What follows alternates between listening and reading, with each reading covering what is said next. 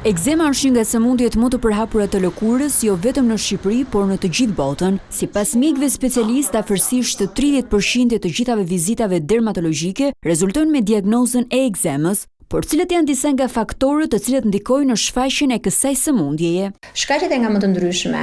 Një arsye për shembull janë gjenet e çdo personi, pra gjenetika. Në përgjithësi, pacientët që kanë familjar me ekzem presupozohet që gjetësisë së tyre mund të bëjnë episode ekzeme. Një shkak tjetër janë ndryshimet klimaterike. I ftohti i madh ose i nxehti i madh ndikojnë tek tharja e lëkurës.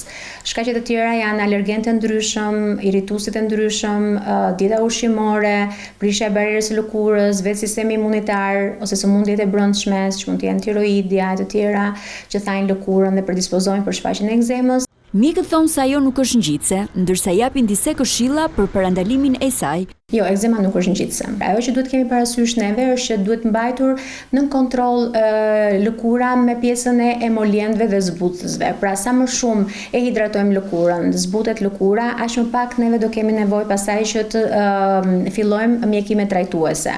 Ushqimi i shëndetshëm i pasur me minerale, vitamina, antioksidantë është ushqimi që ndihmon në jo në trajtimin, por në mos shfaqjen e ekzemës ose riakutizimin e saj. Kurse ushqimet që janë të dëmshme, le të themi fast foodet, ushqimet me indeks glicemik të lartë, ushqimet të gazuarat, pjetet me sheqer dhe të tjera sigurisht që ndikojnë në përkeqësimin në tharjen e lëkurës.